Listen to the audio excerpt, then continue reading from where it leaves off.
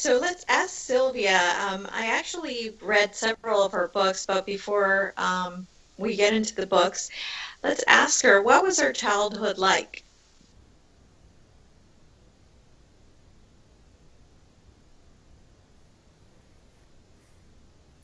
Well, she says, darling, back when I was a kid, we didn't have a whole lot.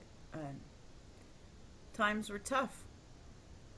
It was the 30s, 40s, and there wasn't much around.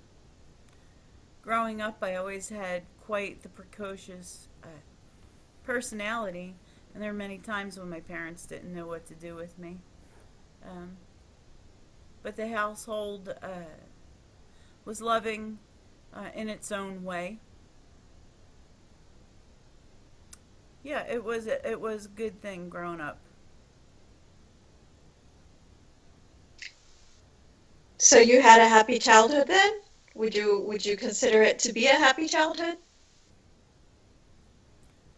Mm. Please keep in mind I'm giving you answers from the perspective of the other side. Having said that, please also know that I know from over here that everything I was supposed to learn I did over there. Was it a happy childhood? I'm sure not by many people's standards, but it taught me what I needed to know to bring me where I needed to be to do what I was supposed to do. So happy? I'm sure there could have been plenty other of words that would have described my childhood. But from this side, from this perspective now, I consider it to not have been all bad. Did you have your gifts when you were a child? Yeah, I did.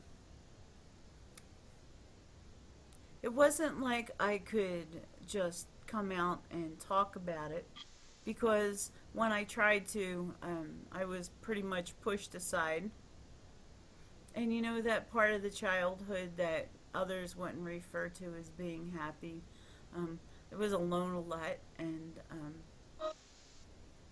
there was a lot of times I communicated with spirit. And when I would say something to the adults, uh, it didn't come with a good reaction. So I stopped talking to the adults, and I had my pretend friends, which of course were my spirit friends.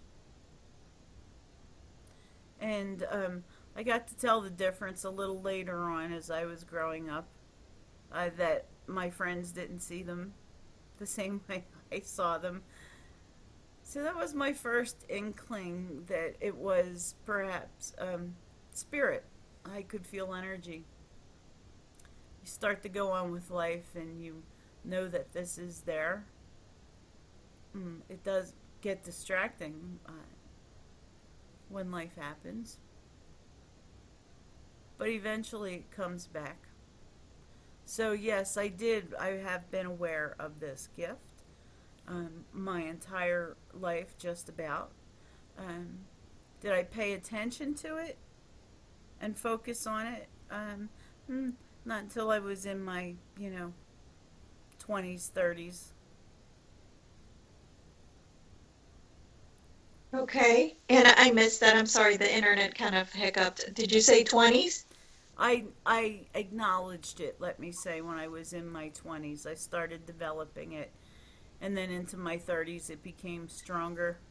Um, so I've been aware of it. It faded for a little bit, when you start to have life come in.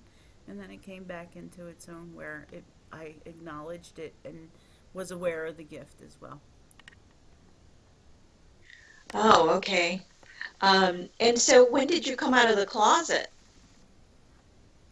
It wasn't until I was in my 30s because this kind of stuff back then was not spoken of.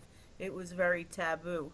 As a matter of fact, you would have thought that from a lot of people's point of view, especially the Southern Baptists, that I was devil worshiper or witch to be burned at the stake. So I came out of the closet. I want in my 30s.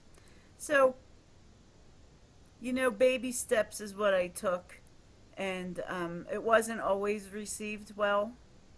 But um, the more validation I got from spirit, the less I cared about how it was received, and I started to just tell people and not care. I was a bit callous about the messages. It wasn't well received, but that was a part of my learning process. So how did your parents react when you came out? They were not happy. No, they were not happy. And my dad, in particular, um, he thought that I should be put in an institution. He thought I was mental. Oh no. My mother, she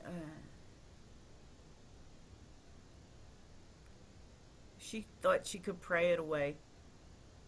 Um, yeah, so they weren't really accepting of my gift, and that was a hard point in my life. Mm, my people considered me to be kind of callous once I attained notoriety because I just put it out there, honey. I'm just telling you. I did. I said it like I heard it, and that's because of so many years of people telling me I was crazy.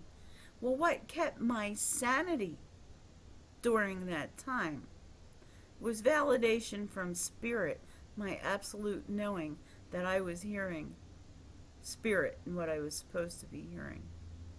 And that's what kept me going, but it also gave my attitude that I know what I'm hearing and fuck you. I don't care if you think that I don't care what you think. I don't think care if you think it's my imagination because I know what I hear.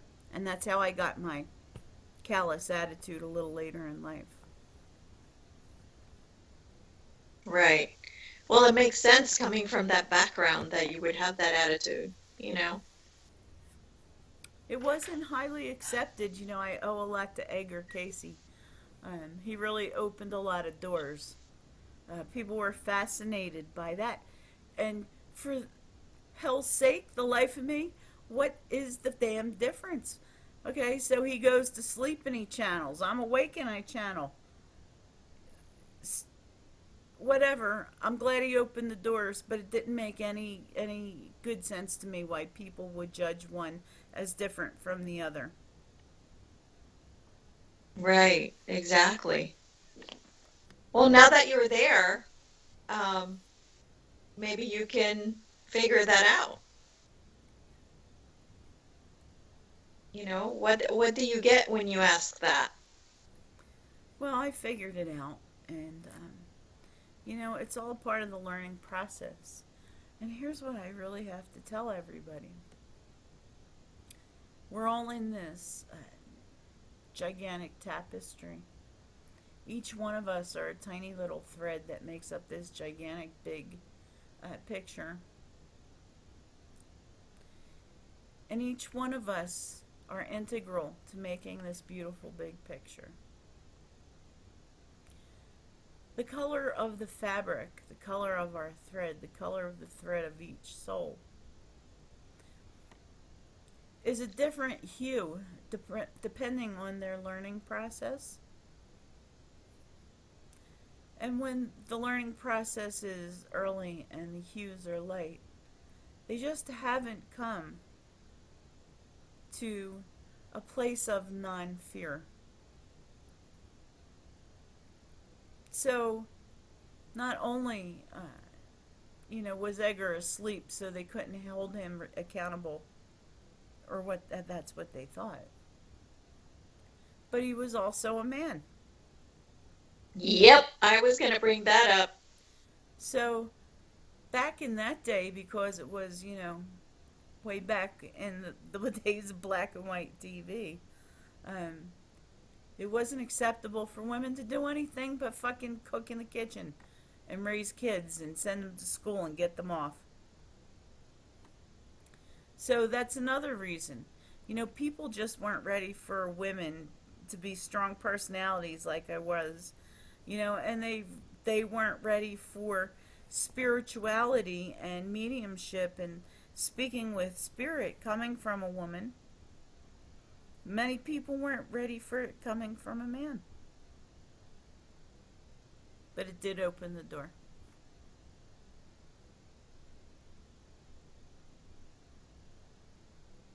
Yeah, and we can be thankful for that, that's for sure. Were there any, like during the time that you were younger, I wasn't born yet. Were there any psychics that you looked up to, or anybody that you looked up to that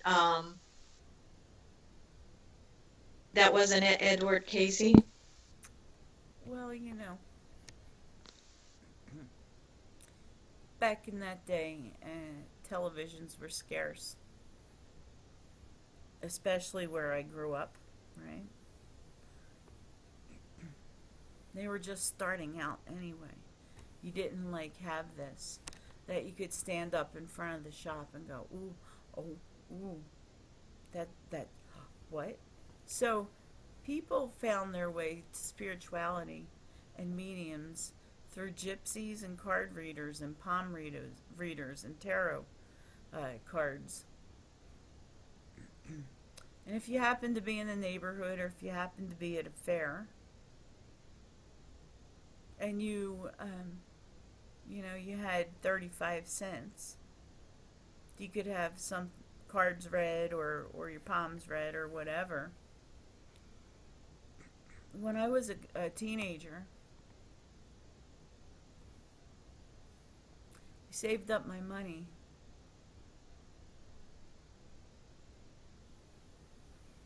and that was the most life-changing event. I went to the palm reader, and she told me that I had this gift and I could communicate with the dead, and I would be pivotal in helping people to understand that there is a very thin difference between the two worlds. And I sat back and I thought, well, well, I get that I understand energy, and I get that this is spirits, and I'm okay with that. But how the hell is anybody going to look at me and think this woman's, not think this woman's batshit crazy? She said, but I just sat back and I went, huh. And then as soon as everything started to come together, I started to acknowledge the gift. It started to flow. Agar had started to be acknowledged. And there were all kinds of things happening in this world that made humanity wake up and take a look that spirituality and spirit energy is not that far away. Okay, so I know you mentioned religions. Did your parents, were they a certain religion?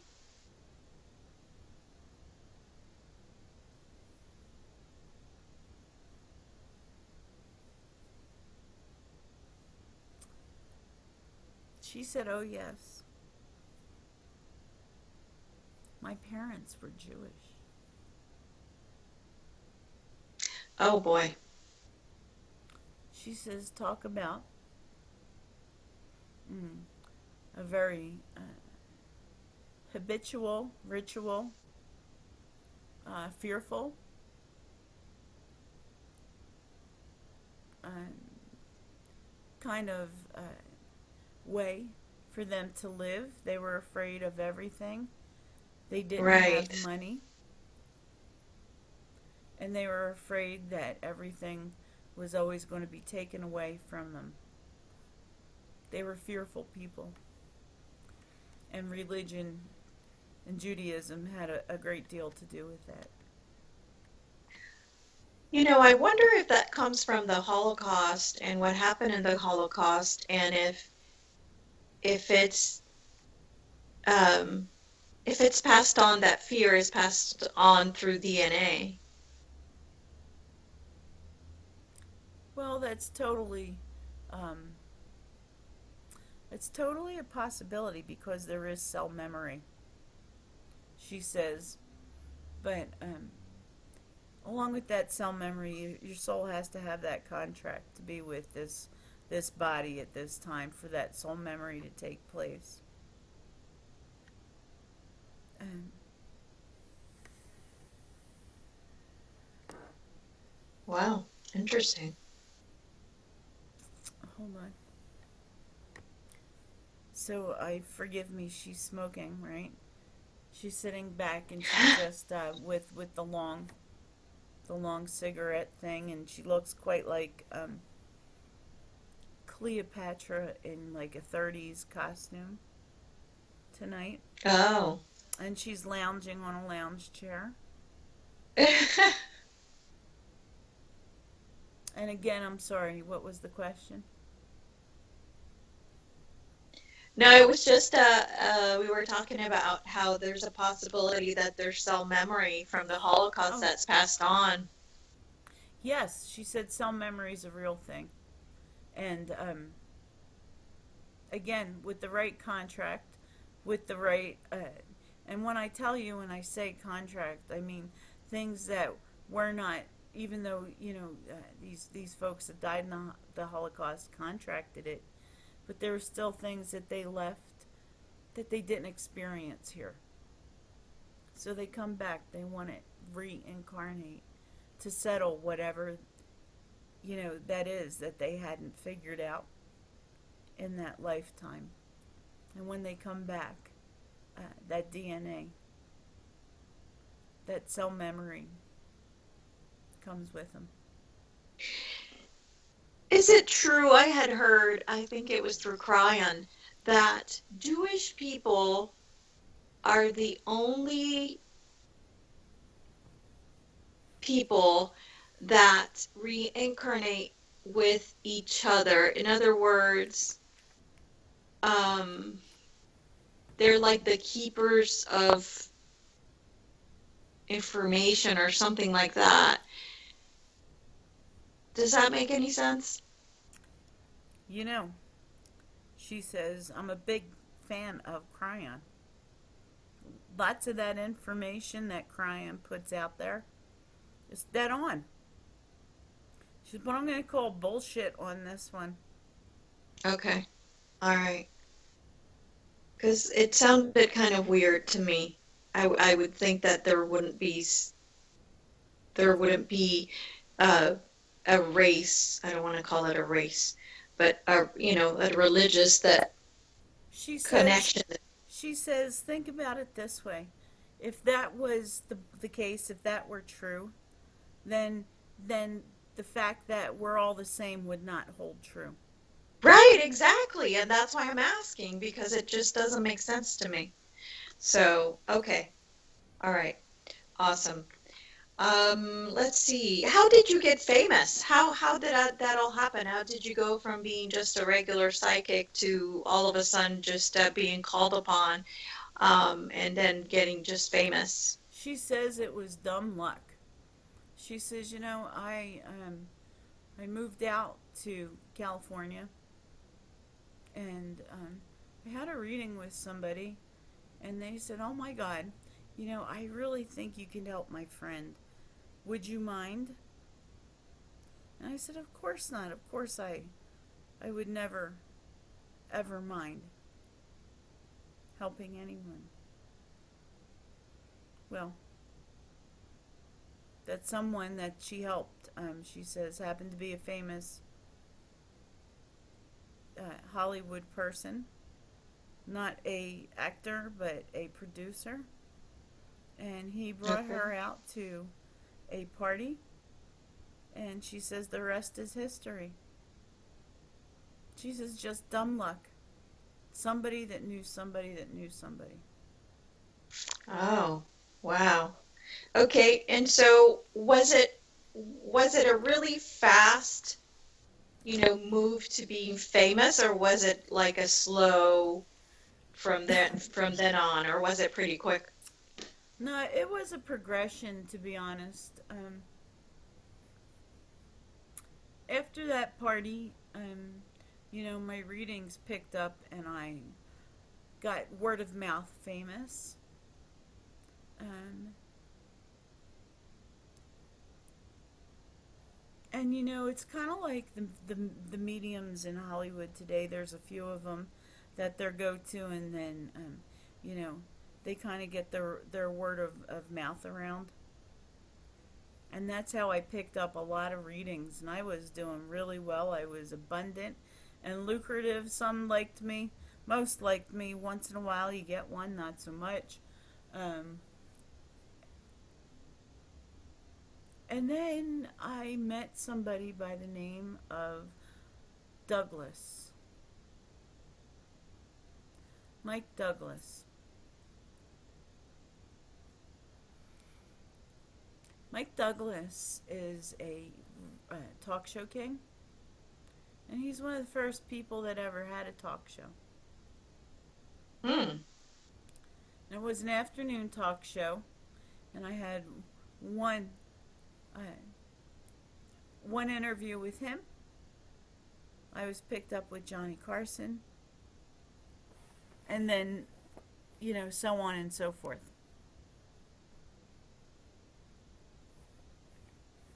And how did you like being famous? Was that something that you enjoyed, or was it something that made you feel uncomfortable?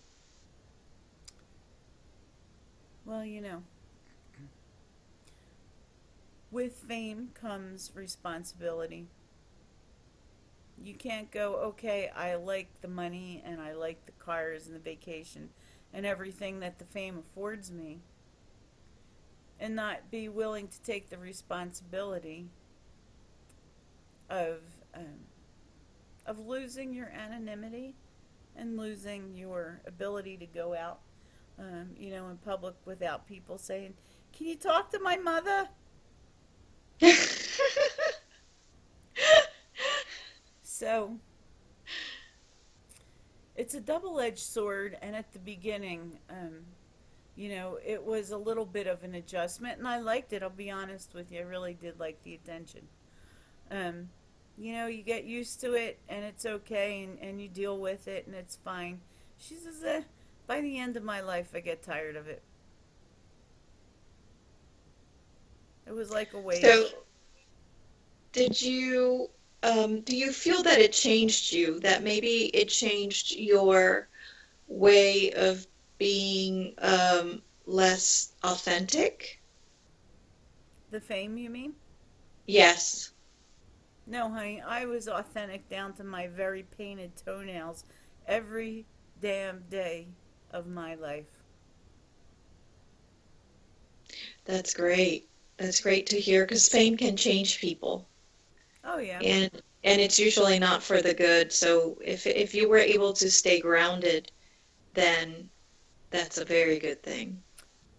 Well, yeah, I could, and spirit helped me stay grounded, because you're right, it's very easy to get lost, um, in the trimmings that come with the fame.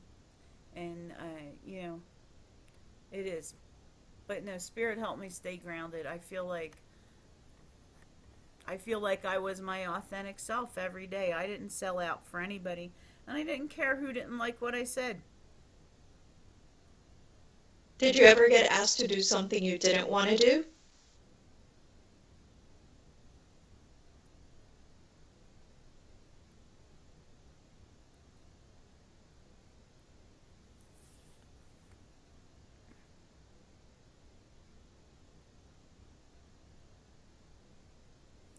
She's talking about one time that she was asked to channel, um, for a friend. Her son was murdered, and she was asked to channel her murdered son. And he came through, and just because I knew him so well, And just because I knew his mom so well, I understood that healing could start. But before healing could start, she needed to know what happened. I necessarily didn't need to know. But that was it. That would be the one time. Oh, okay. Not something weird Hollywood type stuff that I was thinking about when I asked that question. No.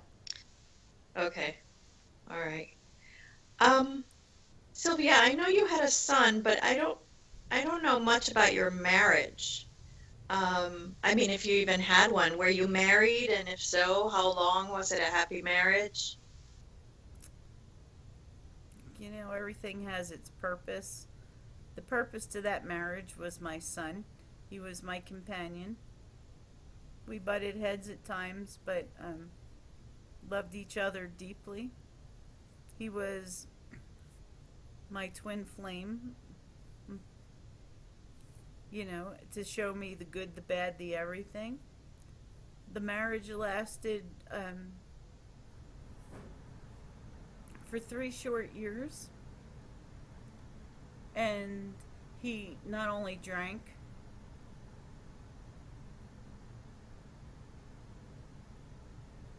but it wasn't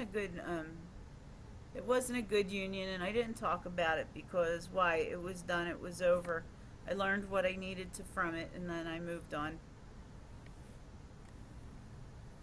Okay, so that's why we had not heard a whole lot about it.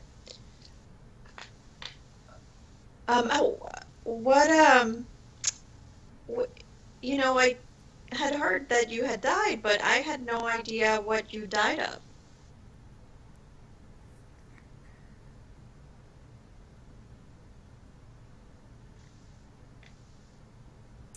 So it was simply my time to go, if you're asking. And it was simply my time to go because my contract was over. I completed and did everything that I came here to do. And she makes me feel like towards the last 5 years or so of her life, that her color started to fade. It started from about 5 years before, and she just like the her glow just started to fade. And what finally took her was the effects from her beloved cigarettes. Ah, She said I had COPD, I had um,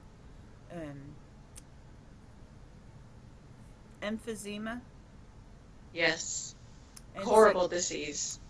Horrible. COPD, and I eventually just stopped breathing, and it was a result of those. But I didn't give up my cigarettes. Yeah. Most people don't. Even when they get emphysema, they still smoke them. Well, in that lifetime, that was uh, my go-to, my stress relief, my companion. And when I started, they handed you kids cigarettes. Here you go, kid. Yeah, that's crazy. So it was a lifelong addiction, and I liked it. There was no reason I felt like I should stop. Well, it wasn't healthy. Well, I know what happened over the other side, so might as well make me happy. Did you ever do any drugs? Any recreational drugs? She says if you consider martini here and there a recreational drug. She says, but I did like to have a drink every now and then. Okay. All right. She didn't have any So now, addictions, though. She's not making me feel like it was a problem. She just like it, chill out. right. Hmm. Yeah. All right. Did you ever take advantage of your gifts for monetary purposes, as in, obviously not to read people or just do psychic stuff, but more like just to get rich, The like lottery or going to Vegas and gambling, you mean? right, stuff like that. Yeah. Hmm. Well, no, because they don't work like that. You can use your intuition when you go, right? I mean, that's what people do anyway. I feel like you want to Yes. go 22 black, right? Right. Come on, roulette. But my gifts, our gifts, everybody's gifts. If you think for some reason that you're going to hit the lottery, um, good luck with that. But it's generally not how it works. Give it a Okay. shot, manifest it. See if that manifesting shit works. But on this, I'm going to tell you that my bet is not. Okay. Okay. All right. So you wrote a couple of books. I read several of them. The one that really hit me was the one that was about the life of Jesus. I can't remember the book, the name of the book, and I couldn't find it today, but um, in that book, well, before I ask you about that question, what compelled you to write that book about Jesus' life? I was having daily conversations with him, Ah, and we talked about it and felt like a good idea to write this book, and so we did. so Um, you wrote it together with him? I did, in the fact that I was channeling him as I was putting out there. Um,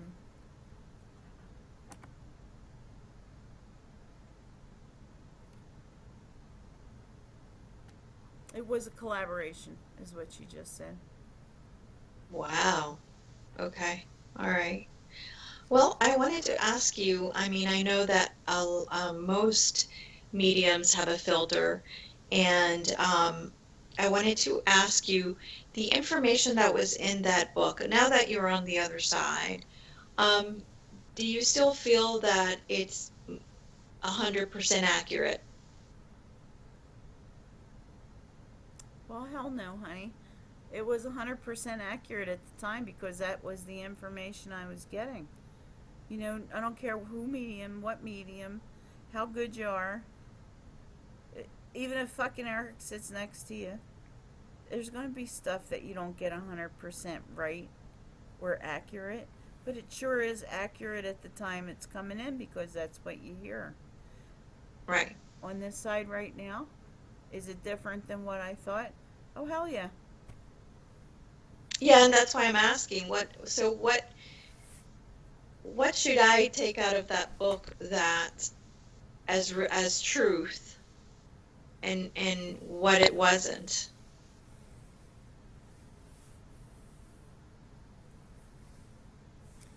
Well, I'm going to give you a secret for taking out of any book, any movie, any story, any fable.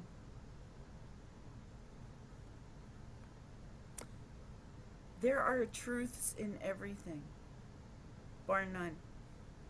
And your truth might be different than the next person's truth. So when you're looking and reading at all this information, what you feel inside resonates. You feel like, yes, this is how I feel. This feels like home. That's the part that you take out as truth. If you feel like at any point of time, when you're reading something, listening to something, um, wherever, if it doesn't sound right to you, then fuck, it's not right for you. Leave it aside and take what works for you. So Okay. if you feel like there are parts of what I wrote that touched your soul, they're the ones you take. If you feel like there's some that just were like meh, yeah, they're the ones to leave. Well, it was mostly, I mean, I was intrigued that you were able to say or point out the exact date of Jesus's birthday, and I believe it was sometime in June or June 4th or something like that. Um, which shocked me, of course, because we celebrate Jesus's birthday in December. Um, so, that kind of opened my eyes to see um, that at least in the Catholic religion, which is where I was brought up, that I had been lied to. So it kind of led to other things for me to do research, and come to realize that, a lot of information that's in the Bible might not necessarily be true. So I don't know, I was just really interested to know what the real birthday of Jesus is, if it was June 4th or whatever the day was in the book, or if it was a different day. So it's more like factual wondering in my part more than anything. Honey, the fact of the matter is that Jesus Christ came to this earth and he lived in such a way to show us and be an example to us so that we could take away from his life non judgment and love, even the people that were set to kill him. Does it really matter what day that he was here? Those types of facts really matter in any given situation, unless it's a court of law. Because there are others out there that will give you other dates. Uh, was June 4th right? No, I'm going to tell you it wasn't right. Was December 25th right? No, it wasn't right. Was September whatever right? No, it wasn't really right. And I could tell you a date here, but nobody's going to be able to prove the fact. So, what difference does factual information have any bearing, by the way, on this, and any bearing on why Jesus was here and what he did? That's a good point. Yep, absolutely. You have a good point there. She All sits right. back and she puffs.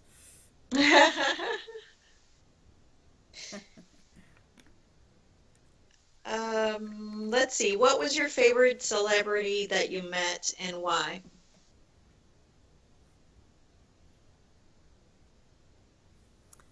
Burt Reynolds, because I had a crush on him. He is handsome.